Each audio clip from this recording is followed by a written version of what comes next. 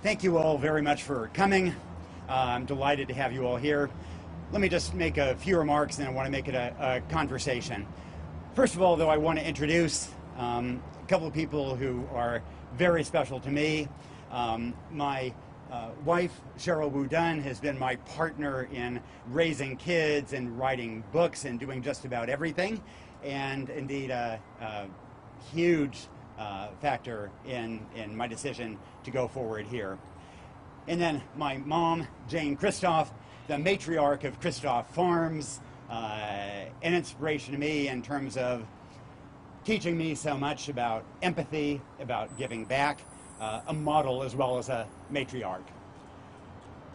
And I should say that I wish that my dad was here as well, because my dad, Ladis Kristof, was accepted as a refugee in 1952 and sponsored by the First Presbyterian Church here in Portland and by the Cameron family. He was an Armenian from Eastern Europe whose family had spied on the Nazis during World War II and then was punished for it, and then came to Oregon, a tribute to the generosity and compassion of Oregonians, then benefited from the opportunity and education that was here. Found a job at a logging camp in Velset, Oregon, learned English, worked his way through college and grad school, and then, of course, for decades was a teacher at Portland State University along with my mom. And so I wish my dad was here. In many ways, I think he exemplified the education and opportunity that I remember and benefited from as a kid growing up in Oregon. As many of you know, I took the number 6 school bus every day to Yamhill Grade School and then Yamhill Carleton High School. If you had looked at the kids on that bus, we were all pretty much indistinguishable. We were pretty much all full of aspirations and hopes and confident that better days would come. And then good jobs left. Many folks self-medicated, and people fell into hard times. One of my dearest friends from grade school and high school was homeless for 7 years. The 5 kids who got on the bus right after me each morning have died from drugs and alcohol, one after the other. And all told, more than a quarter of the kids on my number 6 bus have passed away and are no longer with us. And there are number 6 buses like that all over Oregon, in urban areas and rural areas alike. I know we can do better. In many ways, I think, the system has been rigged against many ordinary people in ways that we all recognize.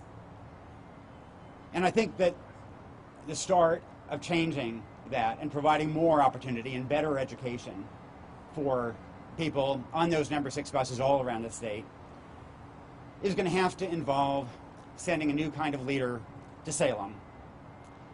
And I hope that I can provide that kind of vision and leadership for our state and rebuild some of the education and opportunity that I was afforded as a kid. Now, that is going to have to involve a broader effort to address issues from homelessness to education to providing good jobs. And I don't have perfect solutions. These are hard issues, but I do have a willingness to tackle them, and I don't think that the political class here has been able to resolve them either. It's true that, look, I'm not a politician. I haven't spent years in office. I'm not a lobbyist. If voters want someone like that, they've got lots of other choices. What I do bring is a lifetime spent with folks in the trenches, doing my best to try to address problems, to make life better for people who are struggling. And I think that together we can, in Oregon, recreate some of that opportunity if we work together. And that, again, is why I'm running. I think we need new vision, new leadership, and I believe I can provide that so that kids on number 6 buses all around this state can have more opportunity and a brighter future in ways that benefit them and that also benefit this entire state. With that, thank you very much. I'd be delighted to take your questions. If you could just first identify yourself, since there are a number of you I don't know. Don't everybody speak at once. Yeah, sure. I'm Lauren with OPB. Why did you vote so recently in New York? I'm sorry, can you just speak up a little bit? Why did you vote so recently in New York if you were going to make this bid for governor here and consider yourself a resident in New York? You know, I probably should have changed my registration. I wasn't focused on the paperwork. I was focused on voting to remove President Trump and vote for Joe Biden. Yeah. Sarah from the AP. Going off of Lauren's question, do you expect to have continued challenges about meeting residency requirements? Can you say that again? Do you expect to have continued challenges about residency requirements? I just don't know. I'll have to leave that to others to decide. What I do know is that I've been an Oregonian since I was picking strawberries and beans in the summer, that I've had property here, paid taxes here, that my home is here, and that I am an Oregonian in my soul and my bones. And that is why I'm running. Yeah. Hey, what's up? My name is Dylan. I'm from the Pamplin Media Group. They cover like Washington County. I'm wondering to voters who don't recognize you from your byline or don't much care for that experience, possibly, what's your pitch to someone who doesn't know your experience? So my pitch is that Oregon has some tough problems that we have to confront, and that we as a state haven't always confronted some of those difficult problems. But I think anybody who walks through Portland, or frankly Pendleton or Roseburg or Coos Bay, knows that we have real challenges that we've got to confront precisely because they're hard. And I think that what I do bring is a real life experience working with people who have been at the losing end of some of those struggles, and an understanding that we need new and better policies, but also maybe a new and better narrative. I think too often we have pointed to people who've been struggling, and we said it's all about personal responsibility. And sure, let's have the conversation about personal responsibility, but let's also have a conversation about our collective responsibility to help folks. The kind of collective responsibility that helped my dad, that helped me, that created opportunity, and especially when kids are involved, we can do that. And it's not just those kids who benefit, it's the entire state and community. And I've seen that firsthand in Yamhill and elsewhere. Yeah. Jordan, point 6. This is your first time running for office. Are you going to be, if elected, learning on the job? And why should voters have confidence that you can make the machinery of government and bridge the political divides in ways others have fallen short? So I don't think anybody traveling around the state would readily conclude that many terms in office is an answer to many of the problems that we face around the state. I think we do need new approaches. I think we need new perspectives. I think maybe we need a richer understanding of the way some of those issues affect people at the grassroots. And that is part of what I bring. I've had friends who are homeless during the pandemic. I had a dear friend who was homeless and overdosed 17 times. And I was terrified for her and her young child. And there are people like that all around the state. This isn't the story of one town, but of so many communities. We can do better. I'm confident that we can do better, and I'd like to help Oregon do better. Could you give us a sense of some of the specific policy ideas, or just even generally that you're thinking about to address some of the issues you're bringing up? So in terms of policy ideas, so many of the policies that we need to address are all interchangeable. If you think about homelessness here, then obviously that's connected to mental health, to educational failure, to the fact that Oregon is short 135,000 housing units. But acknowledging that these issues are all interrelated, I guess my priorities would include, indeed, homelessness and housing affordability. Oregon now has the fourth worst homelessness rate in the country, second worst rate of unsheltered homeless. This is in part driven by lack of access to mental health, lack of access to short-term housing, but also to the fact that we are short 135,000 housing units in ways that drive up the prices and limit affordability. So I think we can do better on the housing front. I think, likewise, that many of my friends died because of a lack of a good education and a lack of good jobs. And I think we can do better on both fronts. If you look at education, Oregon right now, overall, according to the Annie Casey Foundation, ranks 10th from the bottom, one behind Mississippi. We can do better than one behind Mississippi. I know we can. There's probably no better metric of where a state will be in 25 years than fourth grade math scores. We're 7th from the bottom. We can do better. We all agree, I think everybody agrees, that pre-K and early childhood interventions are one of the most evidence-based ways to improve outcomes. And Oregon is significantly lower than the national average in early childhood education. Again, we can do better. In terms of good jobs, a third priority,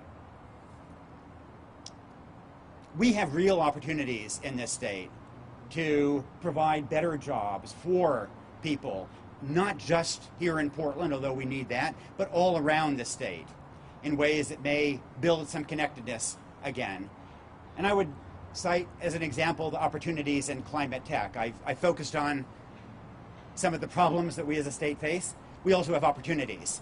And I think that the opportunity to create a climate tech hub is one of them. Right now, there is no place in the country that has established a climate tech hub. Washington State would like to be that hub. Texas would like to be that hub. We should aspire to create those jobs. We have real geographical advantages. We have magna that is close to the Earth's surface and the Cascades. It provides opportunities for geothermal. We have great ocean waves and great offshore wind that creates opportunities for generation from wind and waves. We have basalt formations in eastern Oregon that provide opportunities for carbon capture sequestration. We have some great battery companies here. Green companies, green technology companies want to be in a place with green electricity. They want to be in a place with the great outdoors. That's a lot of what Oregon has to offer. And what I like about climate tech is also that it's not only providing people with good jobs in a way that I think is really important to the economy and to people around the state, but it also kind of is a return to a time when Oregon helped lead the country and lead the world in environmental foresight. You think of the Willamette River. You think of all the other ways in which the Bottle Bill, open beaches in which Oregon once led the way. If we can prove some green climate technologies, whether it's carbon capture sequestration, whether it's green airline fuel, whatever it may be, then that is something that is truly world-changing and provides opportunities not just for us here, but for the entire globe in addressing climate change. That was a longer lecture than, but it's something I'm really excited about. Yeah. You've never held a political office before. Why governor? Why not a state lawmaker or city council person? Look, I have no aspiration to be a career politician. I'm not trying to climb some career ladder. If I was, then maybe many years ago, maybe I would have wanted to be that. But what I want to do is solve problems that I see are holding back this state, holding back people I care very, very deeply about. And those other jobs you mentioned aren't great ways of addressing the challenges that I see and the lives that I see that are cut short as a result. I do think that we have an opportunity in this state now to put Oregon on a better track that better serves people around the state, and that's why I'm running for governor. Last question, please. Yeah. Kirby Newman from Liquid News Register. What skills, background, etc. can you point to that can help you should you be governor, bring Democratic, Republican, as well as independent leaders and voters together to solve some of the problems we're talking about? In terms of the skill set that I bring to the table, I think that maybe the most effective thing that a governor can use to bring about change, and I think that Tom McCall in some way reflected this as a former journalist, it's an ability to articulate an agenda for a state, to rally people behind it, to use the bully pulpit and communications ability that we tend to cultivate in journalism, and then to use that to bring people together and to build a consensus to address some of these problems. In terms of knitting the state together, Kirby, the other question, and I should say that there's some sentimental attachment here. The first job I ever had, other than picking berries or picking beans or haying, but the first real job I had was for the News Register when I turned 16 and got my driver's license. And it's a place where I learned journalism, where I learned photography, and exemplifies the importance of community journalism. But in terms of your point about knitting the state together, when 3/4 of the state, by geography, wants to secede and join another, even though that's not going to happen, it still kind of breaks my heart. And I think we do need to try to build some bridges and try to knit this state together. I would hope that perhaps as a liberal from a rural area, I may have some advantage in trying to do that and bring the listening skills that I cultivated for decades, the convening power that I used with my column to bring people together from a broad range of areas to try to solve problems, and try to apply them and see if we can do a better job knitting the state together. And I just want to thank you for turning out. I'm glad the weather spared us. And it is an emotional place to be here, a location that helped create the Kristof family. I wouldn't exist if it wasn't for the generosity and compassion of the Oregonians who sponsored my dad in 1952, then provided him education and an opportunity. And to me, that has reflected the best of the state, a time of hope and opportunity. Even when times are at their worst, I would really like to help recreate that, working together with other Oregonians so that the state can benefit. Thanks very much.